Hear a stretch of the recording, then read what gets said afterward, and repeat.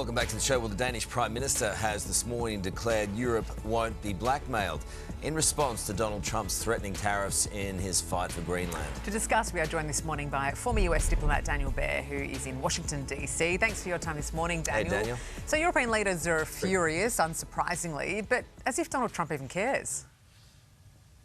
Yeah, I don't think Donald Trump has a strong track record of showing consideration for the concerns of our strongest allies, unfortunately. And the Europeans, rightly, are responding strongly to the latest threats of tariffs. In fact, President Macron this morning said that the EU might consider implementing the anti-coercion instrument, which is kind of considered the bazooka of economic measures in response. And obviously a number of statements coming out, joint statements coming out, refusing to be coerced into handing over or selling Greenland. Do you think that's likely to have any effect? I mean, what can they realistically do to stop him? Well, I do think that the anti-coercion instrument would have effect. So would, they could consider other measures like targeted travel bans on, say, Trump officials or their families, things like that. I think it'll take some time to see how they respond. I think one of the things that many Americans may not understand is that the threat of the new tariffs, Donald Trump is fighting a fight on affordability at home. He's been talking about it more, even though he claims that it's a hoax. When he raises tariffs on some of our closest trading partners, that gets handed down to higher prices here at home. And so we are paying for that threat right now if those tariffs get implemented. And obviously, the real thing to remember here is that the United States already has all the access that it needs economically, strategically to Greenland. And so it's almost as if you have a next door neighbor who says, go ahead, use my front garden for anything, throw a barbecue there, put up a security camera, dig it up and put in a new garden if you want, and you're still insisting that he give you his front garden. But if he's able to do all of that, what's the play then?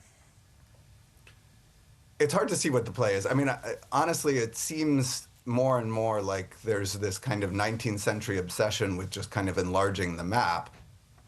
But that's strategically not sound. The United States should be advancing its interests, as other countries do, by thinking in a 21st century way. And it is true that we need to make sure that borders are secure. We need to make sure that we have secure supply chains, et cetera.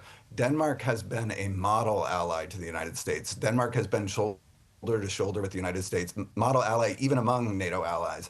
And the idea that we would sabotage our relationship with our closest allies over something that we already have is to pay a big price for nothing at all, and that's just bad business. Well, I guess part of the argument that he's prosecuting is that if he doesn't do it, others will. Yeah, China, exactly.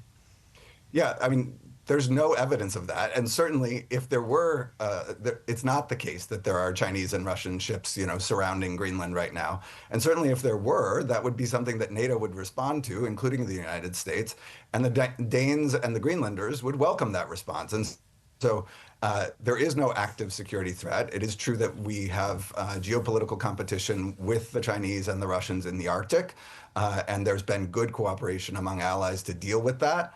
But there's no reason right now, and there's no reason that actual kind of adding Greenland to the U.S. map would make Greenland any more secure, given that the United States can already do a lot for Greenland's security. All right, Daniel, let's see what he does, huh? Oh, good on you. Daniel. Hold on to your hats. Coming up in your news today, Gabby Boyle is live in Sydney. Carl, a teenage boy is this morning fighting for life